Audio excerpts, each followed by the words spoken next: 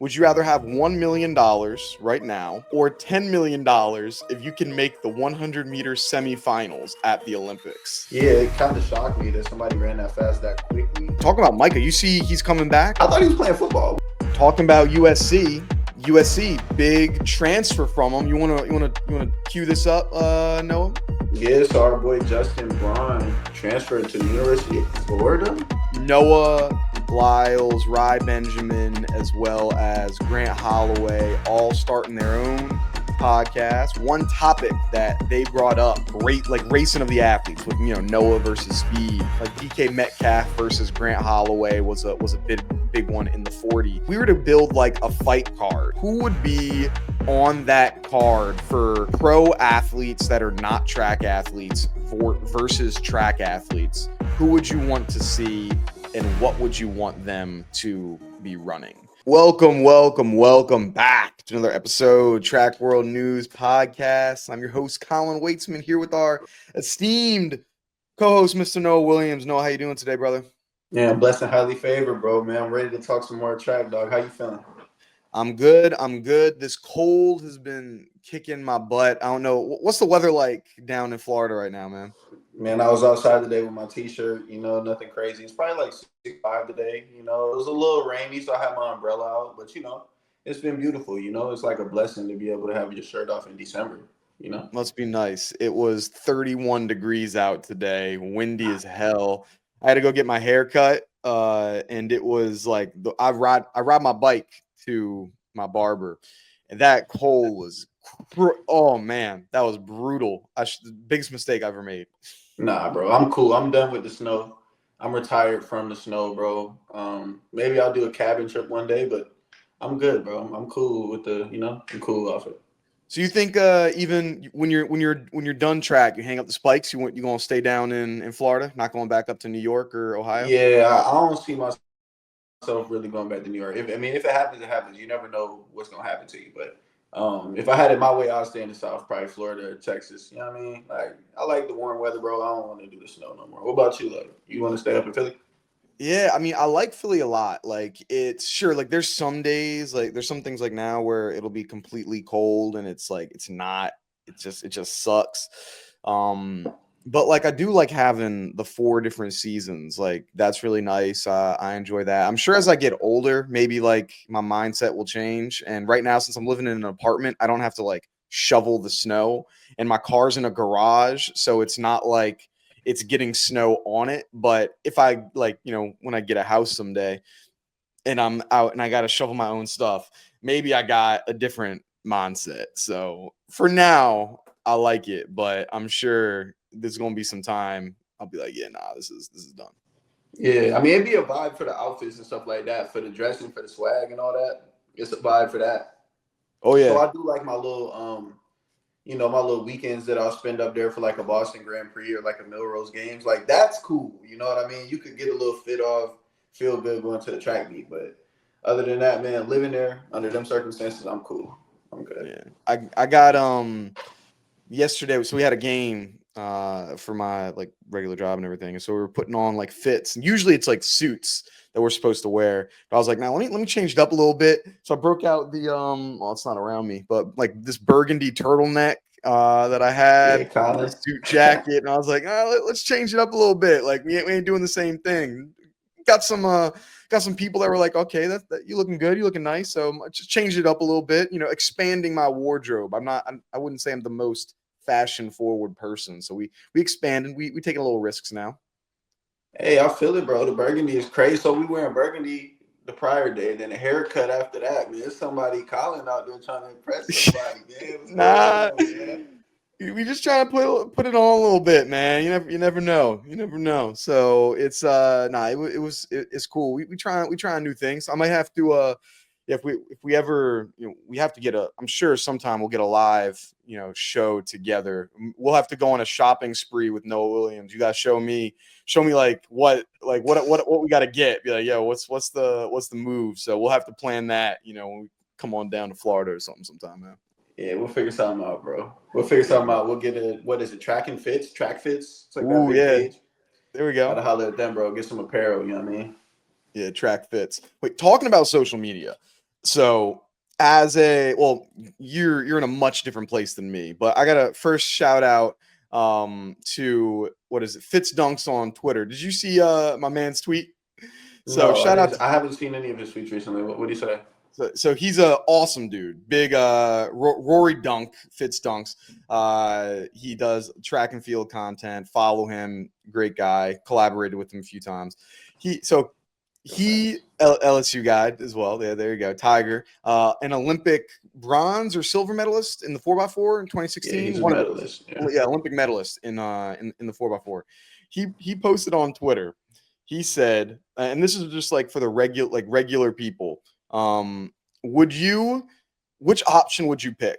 Would you rather have $1 million right now, or $10 million if you can make the 100-meter semifinals at the Olympics? And I was like, bro, you are talking from experience of being an Olympic medalist. He's like, y'all don't believe in yourself. Like everyone's taking the $1 million. I'm like, hold on, bro. Like I don't think you get it because you're one of them ones. Like you Olympic medalist. Like you've been to the mountaintops, semifinals in the 100. I'm like, nah, bro. I can't see it. What would you take? You faster than me. You by like light years. You in pro 400-meter runner. Which would you take for the 100, I'm not the taking the 400? millie, bro. I'm taking the millie. I know, yeah, for the 100, bro. Nah, I'm cool. Look, I got a lot of praise for myself as far as a sprinter. I think I'm very fast. You know what I mean? I think I'm one of the greats. That millie is a safe bet, and I don't run 100. I'm not one of those guys. I wasn't built that way. So, I'll take my millie, invest it, buy a little bust down watch, and we good. You know what I mean? There you go. Yeah, that I was like, man, like you could give me $1 billion if I made the Olympic semifinals. I'm like, I don't even think I'm making the semifinals in the SEC championship in the 100. And there was just no way. Regular person, I don't know. What do you think if you were to say if you stopped training for the 400 and you started exclusively training for the 100 moving forward, what do you think you could get after, a year, 2 years of training fully healthy and all that? I'll run 9. I'll run 9 for sure. Like, no question, though. I'll run 9 for sure. But, like, running a 9.7, because, first of all, you got to make the 100-meter team in America first. So I got to beat Noah, Christian, Fred, Kenny, you know what I mean? Like, all of those cats. And they all running 9.8, 9.7. I might could, on a good day with 1.8 win, 998, you know what I mean? Something like that. Mm-hmm. Because my splits in practice, my splits are actually crazy, bro. I ain't gonna say too much about my splits, but my splits are crazy. So yeah, I'll make something shaking at 100. So we'll see. Maybe one day I'll go down. Yeah, that I was like, I don't know about that. For the regular person, yeah, nah, cash me my check. There ain't no way I'm doing 10 oh shot semifinals in the Olympics. No way. There's, Nah. there's no way. Nah, good stuff, man. And so with the if you were to do a different event, if you weren't doing the 400, have you ever had any thoughts of like the 400 hurdles at any point, or were you like, nah, Nah, we ain't that was changing never anything? really my thing. You know what I mean? It's a cool event, but my coaches in high school, I never even like thought about it. So the only other event that I think I'll do is probably the 800. Like, Okay. realistically, you know what I mean? Like, I think that is an interesting event to delve into when it comes to like anaerobic running versus like aerobic. I ain't no genius, but just training different systems. It's a completely different system than a 400, but it's still considered a sprint. I think I would like to put a couple 800s under my belt. But if I were to take another event seriously, it would be the 800. There's the for your training group, are y'all like all 400 down, or do you have any 400, 800 guys like Yeah, that? so everybody's like all the 400 runners in our group are like 2-4 guys. Okay. Nobody's like a 4.8 or like a strict 4. Everybody really is a sprinter. You know what I mean? What do you think's like the biggest difference between that, and would you say there's any advantage between the two when it comes to competitions, whether it's at like a diamond league when it's only one race versus maybe a championship where it's multiple? I don't know. You think there's any like benefits for either of the two or differences? Yeah, absolutely. I mean, it's a sprint at the end of the day. So most times when I'm looking, I'm putting my money on who's the fastest dude, first of all. I think we've seen people like Michael Norman, Jareem Richards, obviously with incredible 200-meter speed, have a lot of success in the 4, just off the strength that they're faster than a guy that has a PB of 20.8, 20.9. You can only go so fast if your 200-meter PB is like a 20.9. If you're an 800 guy trying to come down like a Will Sumner. I know it's really recent. When he was at Georgia, he would be on the 4x4s and stuff like that, splitting like 44s, like really respectable things. But in order to be running like super elite times, 44 lows, 43s consistently, you have to be able to sprint a 200. I mean, even Matthew Hudson Smith, I think he's running like 20.3, 20.2 in that area. They're sprinters first. So I think the 2-4 guys are always going to have a significant advantage over the 4.8 guys, or like a true 400 guy. I can't think of one that was really dominant like that without elite 200. I would have to look at Jeremy Warner and see what he PB'd over 200, but I think he ran super fast over 200 as well. So I can't say too much on that. I was gonna say, like, I'm trying to think back.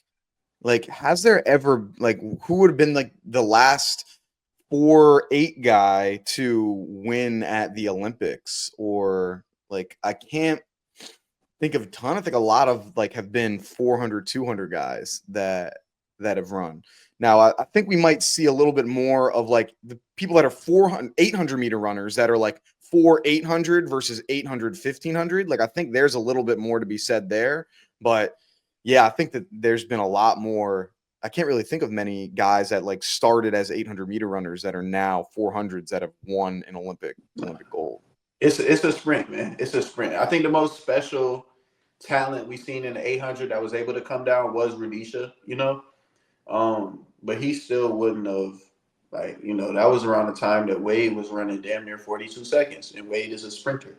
You know what I mean? So it's like, it's just a different class. It's a different talent level of, as far as like where your blessings might lie or where your talent level might lie. It's two completely different people, but I'm always going to take my money on the sprinters, on the 2-4s. Yeah.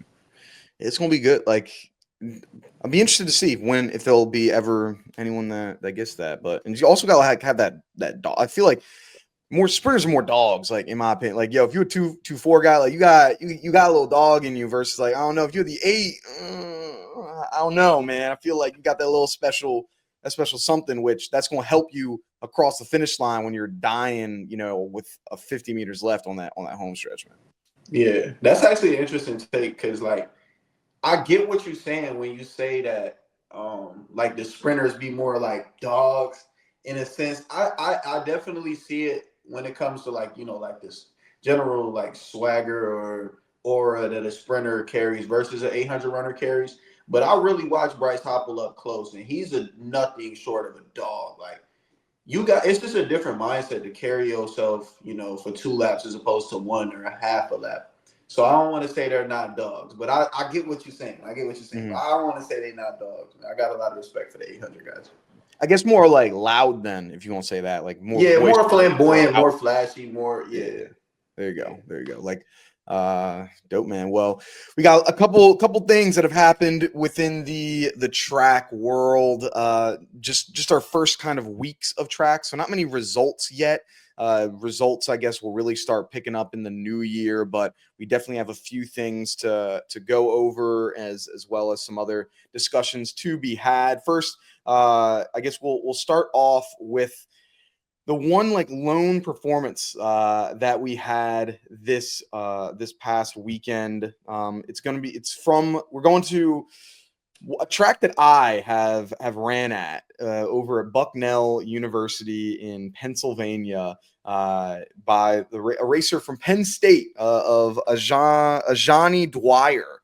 Freshman, runs a 6:55 in the 60, first ever collegiate race, collegiate lead. And to put in perspective, like, Bucknell is not a track that you should be running this fast at. Had you ever ran anything there while you were in New York? I know I didn't, but schools from my district used to go to that meet. Yeah. It's first off, it's a flat 200 meter track, a flat 200, not a flat 300 like at Akron or the old Kentucky track where, it's extended flat 200-meter track. And it's like the lanes, like it's a tiny facility. It's great for, like if you're, high school or lower level, but you don't expect anyone to be racing these times. The blocks are probably just regular ass blocks that they would have had to.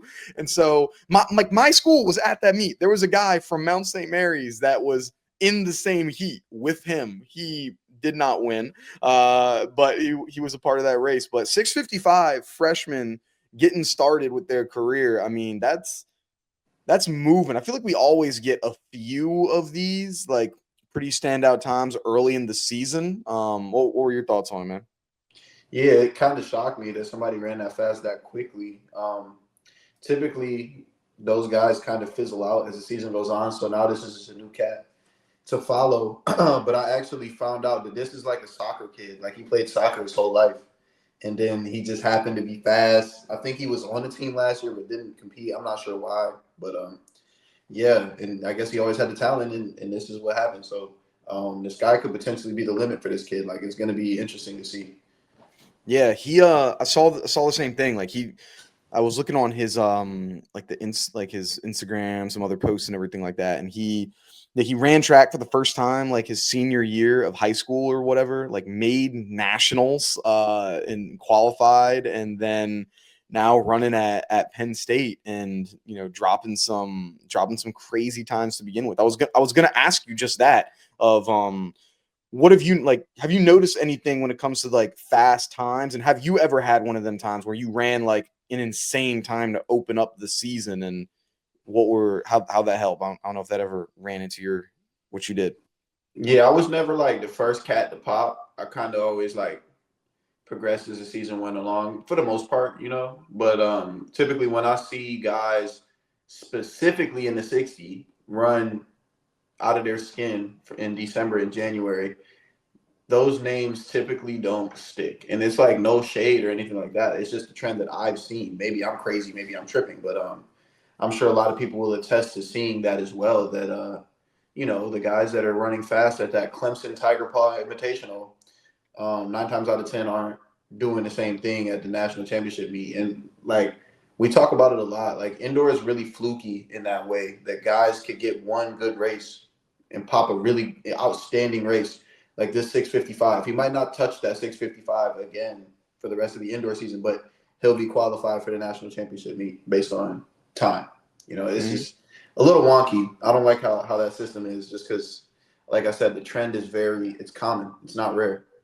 Yeah, it's different in to qualify for nationals indoors and outdoors, where indoors, like you hit the time, like if you're ranked in a certain amount, then you're there versus top 12, I believe, top 12 or top 16. top 12, something like that. Yeah. And that versus like if you're in outdoors, like you qualify for the regional meet and there's a lot more, but you still have to like qualify from regionals into the actual final. And so you can't just like get off of it from just one performance, a couple months ago, which is like very, very different. Were you were you a big indoor fan or not? Yeah, I mean, I loved indoor. I loved indoor because, I mean, for my event, it's more of like a dog fight. I mean, and I like that. But I just don't like the qualification system. I remember 2020 when I was in Akron, we had our conference championships, and all the conference championships beat on the same day. And I think I was ranked like 10th in the nation at the time in the 400. And the SEC 4 happened to be like maybe like 20 minutes before I ran. And my brother was there, my dad was there, whatever, and my brother was telling me like, yo, bro, it's 2 cats that jump you from the SEC.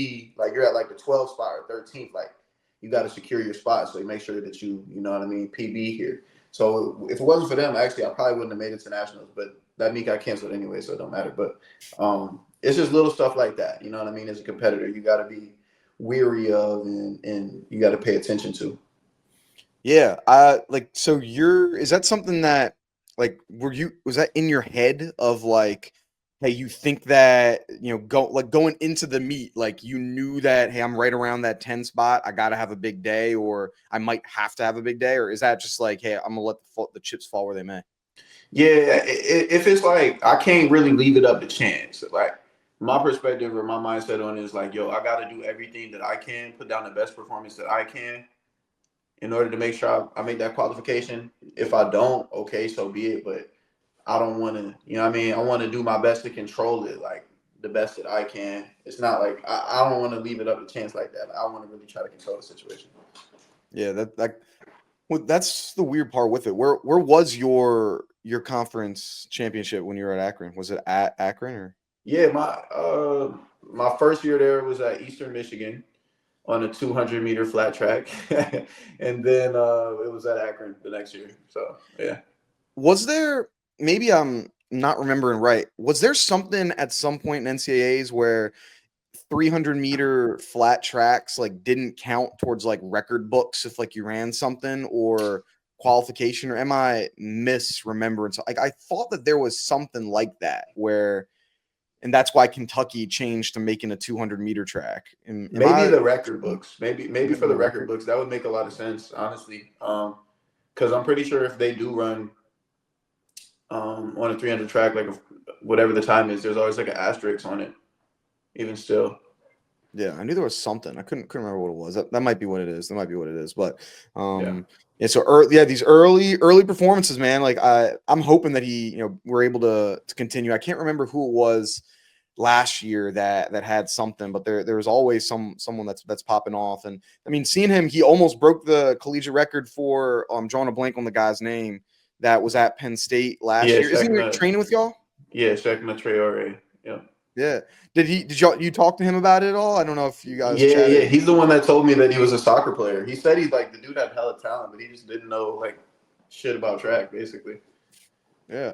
Yeah, he put up a crazy year that this season or last year for him and Yeah. just blew up. And so have to see if Penn State's going to get some sprinters. And I mean, Terrence Laird started there. You have the from last year, and then this guy this year. Like I know they do really well with distance. I know Yeah. that's where they've had a couple distance runners that have done really well. Not Donovan Brazier. Who was it? Oh, Guy Isaiah. Isaiah Harris. Yeah, I think Yeah, Isaiah Isaiah Harris Harris. Yeah. went there. They've had a couple others. So see if become a sprint place. It's hard to be. There's not many northern schools that are like great sprinting or schools. Like if I'm thinking about it. Nah, I remember Syracuse had a little run in the hurdles. They were actually like pretty good with the hurdles, like short Yeah. hurdles for a couple years. Outside of that, I mean, our Akron team was pretty good, but we still weren't like a powerhouse. There's really no sprint. I mean, Oregon, but that's different. Yeah, I guess that. Yeah, I guess technically Oregon, but and even them, they're more distance. Like Yeah. I guess on the women, they had Jada last year. They had Micah Williams Yeah. a couple years ago. So we'll see. But we're talking about Micah. You see, he's coming back, or you see him on Instagram. I thought he was playing football. What is he doing? What's he up to? Oh, let me get y'all updated then. I got a little update. So first, Michael Williams, friend of the show. He's been on the show twice now, I think. Good dude. Maybe we'll be able to get him on now. Get him on soon. But so he did so yes, he did football. So first, I guess we'll start back. So sprinter, he had an amazing freshman year, a couple of years ago, where he qualified. He was on the Olympic team for the 4x1, but they didn't choose to have him in. They didn't run him, and that's the year that Fred and Ronnie had the mishap with the baton passing, and then Gillespie and Ronnie had a little issue with passing the baton as well, and they didn't qualify. And there's a lot of people upset, and Williams wasn't on that. And then the next year, this is right after Devin Allen was a wide receiver for the Eagles. He then tried out wide receiver for Oregon, and he was on the practice squad, and he hurt his knee around the same time. I saw on his post, it said he had to get 4 surgeries in 1 year, 2 on his knee and then like 2 on his eye. and was said like this year was like the most challenging year that he's ever had, like physically and mentally, with like just all the stuff that's been going on. So he didn't compete at all last season, and now he's, I guess, a grad student with USC, and so he'll be training with them, and hopefully be back to where he was, because he was that year in, what was it, 2021, when he won the 60 and he was dropping all those like the world leading times. Like, dude was the truth. And he just kind of faded into existence with some of these injuries. We weren't too sure what's going on, and now he's coming back. Like, excited for him to be back, man. Yeah, man, you got to wish everybody the best. Wish him the best in that situation. That's really tough. You know what I mean? I could tell with that decision, he was probably just trying to bet on himself. You know what I mean? Yeah, I can play football. I know I'm talented, whatever. Bet on himself and got injured. So that's tough, man. But hopefully he does well over there at USC with Coach Watson now. So, yeah, wish him the best, man. Speedy recovery. Talking about USC, big transfer from him. You wanna cue this up, Noah? Yeah, so our boy Justin Braun transferred to the University of Florida. Mm-hmm. That was an interesting play. I mean, in the middle of the year, right before the season starting, I mean, I heard that he wasn't sources told me that he wasn't the happiest at USC. Now, whether that's true or not, sources told me that. So y'all can do with that what you will. High school phenom. I was hearing about this kid when he was like 15, 16 years old. Running 45 pretty consistently in high school. And he just didn't pop at USC for whatever reason. He had great training partners with Johnny Blockberger and William Jones, I believe his name is William something, and it just didn't work. So for whatever reason that is, so hopefully he really blossoms into his potential at UF. But that's really a breaking story to me. What you think, man? Yeah. So first off, shout out Justin Braun. Interviewed him when he was in high school. Did an interview with him long time ago. So shout out you. Impressive talent, like from the 60 to the 400. Like, he's had some really, like, I think he was a national champion in the 60 and the 100. And when I went up to see my nephew, because my nephew runs track. He was in 8th grade. He was at the state championship in Ohio for like 8th graders, and like the record board for like everything was just like Justin Braun. Like, he had the record for like everything for 8th grade. Like, he was running like it was like 51. It was something stupid like in 8th grade. I'm like, how are you doing this, bro? But it was funny because it was him. There was Mackenzie Long and Abby Steiner were like 3 names that just dominated that record board of, for stuff. So it was pretty cool. But yeah, he was, so at USC, like, I know he had a couple injuries that he wasn't able to compete a lot, and so not sure exactly what led to those. And yeah, he was able to, he raced a few times. Like, he was on the 3rd place indoor national 4x4 team. But yeah, immense talent. And I guess, like, going to find something that, can better suit him.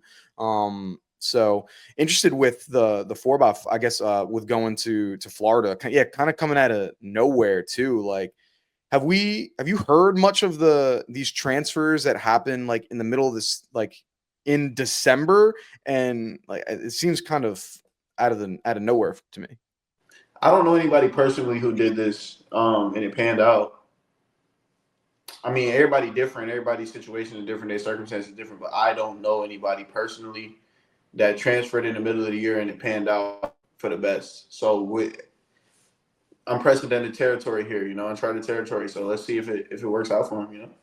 Yeah, it's also, I don't know of many people that have transferred in the middle of the year like that. I also don't know of many people like that have the talent that he has. And like, I mean, but going to a school like Florida, I mean, I know you probably, with LSU, it's a little animosity, but you got a great program there. Like, there, you're in good hands of like a good coach. It's not like you're just going anywhere and anything could happen. Like, he'll have a good opportunity to make an impact. But yeah, like you said, it's kind of doesn't happen too much, which I'm curious of, like, when was it beginning of like, hey, I want to have this decision? Because I'm sure that a lot of the money that they had probably for scholarships were all tied up for the most part. And I'm sure that Florida maxes out their scholarships. So I'm curious how that all goes down too, of like, where it must have just like, hey, we're just gonna give you NIL money for this first year, and then he's still got I think another year of eligibility. Then we'll get you on scholarship. Then I don't know how that'll work out. Like that'll be interesting.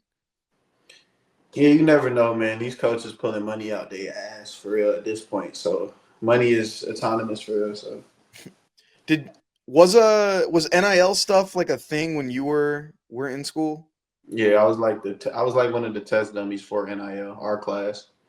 Okay. Well, how that you have any NIL deals your first year? I know LSU's like known for NIL now. It's like Yeah. a whole thing.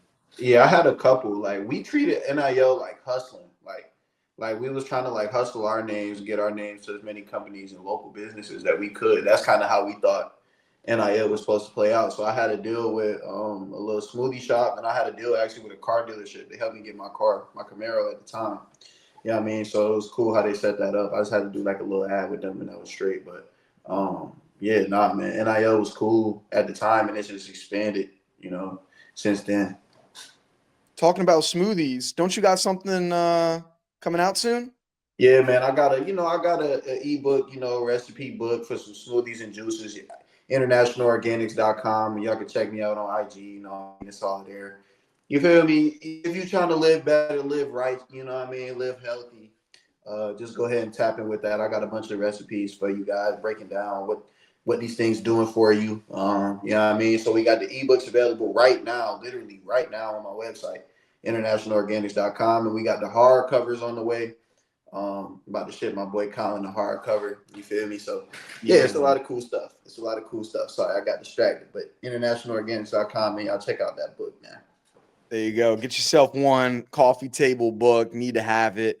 Yeah, we'll be having that out for sure. If I gotta get me a signed copy, man. We need that one. So yeah, I'll throw a little signature on there for you as well, bro, for sure. There we go. So yeah, good luck to Justin, friend of the show. Hope he does well. Excited for him. And this indoor season, I guess, will beginning for those big schools. I guess probably in January. Like they ain't gonna do too much in December. At least I noticed like for a lot of those like southern schools. So we'll see how that pops off for him. So that'll be good. But awesome. Well, wanted to shift gears a little bit. So first off, exciting. It was cool to see Noah Lyles, Rye Benjamin, as well as Grant Holloway all starting their own podcast, which I love. I listened to it all. I don't know if you were able to take a look at it, but it was good. I thought they went really well. One topic that they brought up,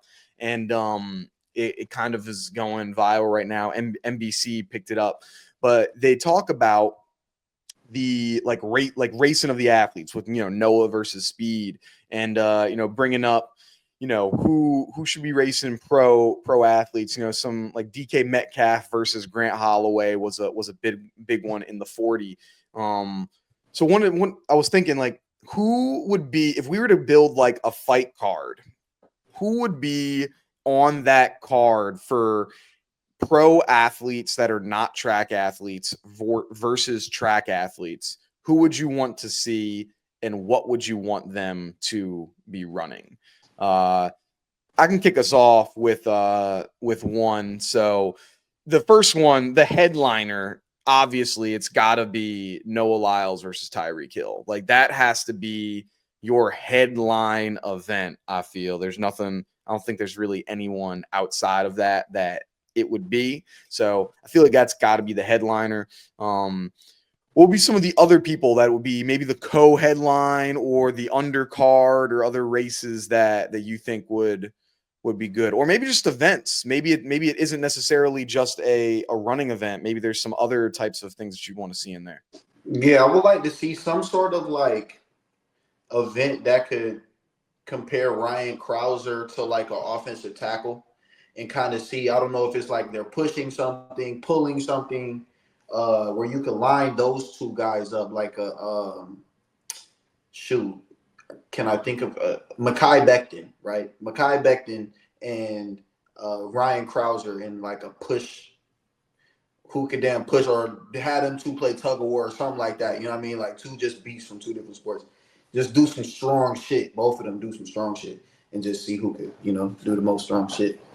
That's a good one. That's a good one. Here, I'll add another one for you. That I'll go. One that I need to see would be Javon Harrison versus Aaron Gordon in a dunk contest. I feel that would be electric. Like, I know obviously he's got ups. I'm sure that would be elite. Like, gotta get the two of those head to head. That'd be electric. We need that one. Yeah. Now, I've seen Javon throw some shit down before. Like, that would actually be dope to watch. You know what I mean? Yeah. What else we got? What are some other like races or jumping or other types of competitions that you'd like to see maybe on that undercard? Yeah. So, do you think there'd be anything we could line up with the women athletes? I'm trying to think of something on that side. Like, I don't know, because Caitlin Clark has absolutely no relevancy here in this situation, like a basketball player. But I'm trying to think of a women's situation that they could headline something. I saw people with I Show Speed wanted to race Sha'Carri Richardson. So I think that would be a good one. Speed versus Sha'Carri would probably be pretty. Could be the co-headliner. So you got Tyreek Hill versus Noah Lyles, Sha'Carri Richardson versus I Show Speed. I think those two could be your co-headlining of this card that we're making. So that would be a good one, I think. That could be valid. Speed. I mean, or you could do like an LSU thing with like Jaden Daniels. I know he might be like rookie of the year or whatever. Him versus Sha'Carri. Something like that, though. That would actually be really dope. Yeah, that would be good. That'd be good. Then I think the ones that they had mentioned on the show, DK Metcalf, Grant Holloway, I think that'd be good. In like the 40. So getting something like that.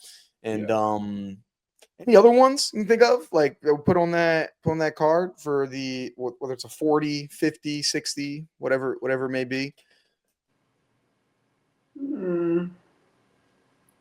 No, I mean that's really the list. The list of guys that I would want to see do something. Yeah. So there we go. So what we got? The headliners of Noah versus Tyreek, and then Sha'Carri versus Speed, and then we got Krauser versus who did you say? Mekhi Becton. Mekhi Becton. Yeah. And then we'll get Javon Harrison versus Aaron Gordon. That'd be like, put that live on Netflix. Like, I'm watching that. Like, I feel like that would do some number, like track versus, like that would do well, bro. So, question then, right? So let's say Noah races Tyreek. Does Noah do a 1v1 with Tyreek then on the other side? Like, you know what I mean? Like, you feel me? Like, okay. Like if he was to then be a receiver and Tyreek has to like cover him, play corner, cover him, right? Or vice versa. Tyreek's gonna play receiver while Noah tries to cover. Like, do something like that. Like, okay, let's bring Tyreek into the track world and see what he can do, and let's bring Noah into the football world and see what he can do. Like, that is more like that. That's very fair if we're evaluating like the athletes as a whole. You know what I mean? And I know like it's really rooted because football players be talking shit, thinking that they fast. But I think it would still be cool to take one to this side and then take the other. You know what I mean? Do it that way. Yeah. So I've got no idea what Noah Lyles' football experience is. I don't think there's any. Just judging that would be a big story. Like, I know of Grant Holloway's football experience, Fred Curley, Arian Knighton. Like, I know that they all have Kenny Bednarik. I know they all have football experience. Christian Coleman. I've never heard anything with Noah. With me, which means to me, he did not play football. Like, if we would have heard it if it was a thing. And I feel there's no shot that it would end well if it was Noah Lyles versus Tyreek Hill in a 1v1 receiver versus cornerback. I just don't think that would work out well. Like, sure, he could beat him in speed, 100%, but like on the line, Like you have Tyreek, like he's shifting. Like, can you cover that? Like 1v1? Like the best corners in the world can't do that. Like, who do you think is closer? Who do you think? Like, I think that Tyreek Hill is closer to Noah Lyles in speed than Noah Lyles is as close to Tyreek Hill as a wide receiver or a cornerback. Like, Tyreek Hill can hold his own a little bit more than he could on the football field. There's so much more. Now, if he played football, like I'm sure, like he's obviously an elite athlete. Like, obviously he could potentially have done it, but I just don't know of your football talents there. Like, I think it would just be tough for someone that's never played, press coverage to go up against Tyreek Hill. And you know what I mean? Yeah, absolutely. But like, did you watch that video of ISO Speed last year from the Pro Bowl when he beat Sauce Gardner like on a route in 1v1s? Ooh, I remember something like that happening, but yeah.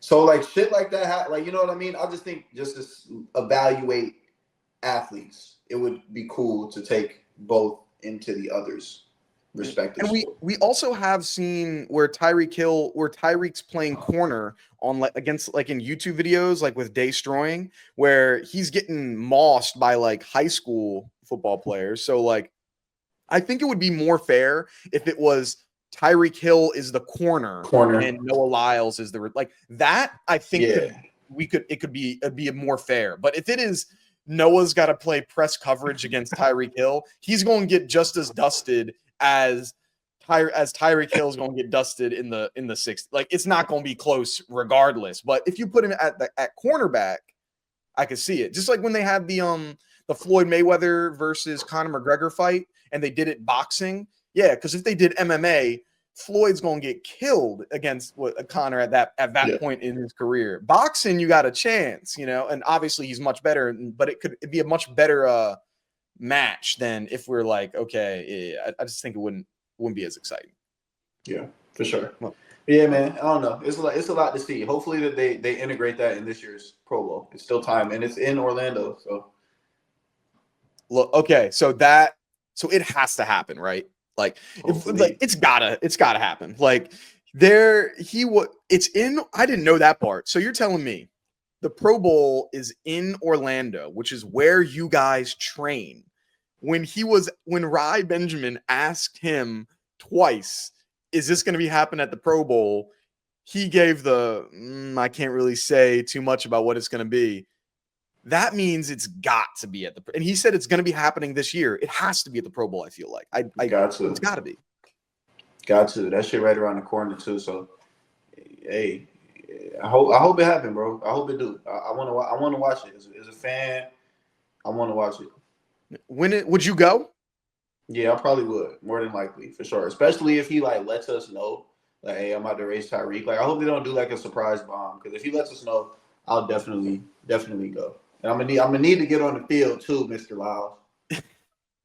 Yo, if he lets you know, you gotta let me know, because I gotta be down there too. Like, I'll find a way. Like, yo, I'm flying down that next day. If you're like, yo, he's there, I got you a media pass, we can get on the side, like, then I'm there. Like, I'm there with it. So yeah, you gotta keep us locked, or at least I'll give you the credential. We'll give you all the information. We'll get some Noah Williams up front and personal. So no, that'd be lit, bro. That'd be lit. That'd be a good one. For sure. So we'll have to see how that's going to come up. That's in what, like February or something like that, right? Yeah, like the first week of February, maybe last week of January, around that time.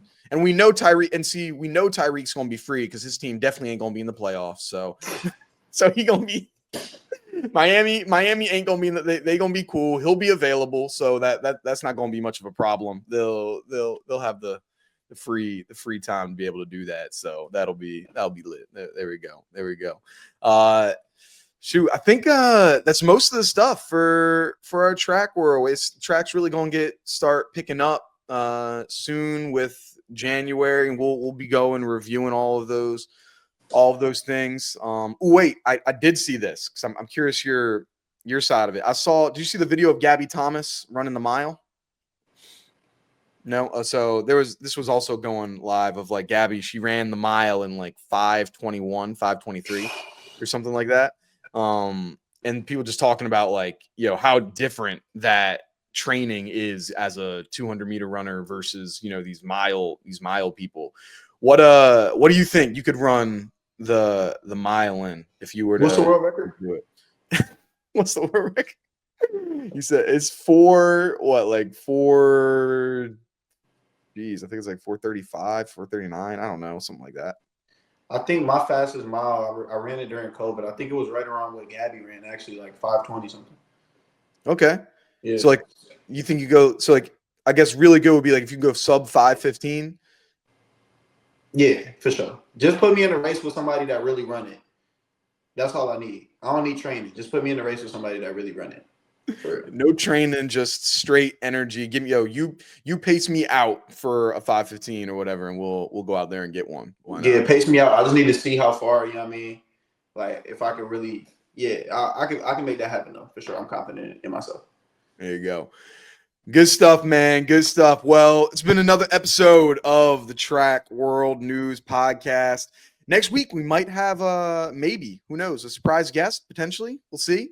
We'll let you guys know on Instagram who that's going to be. So we might have some good people joining us.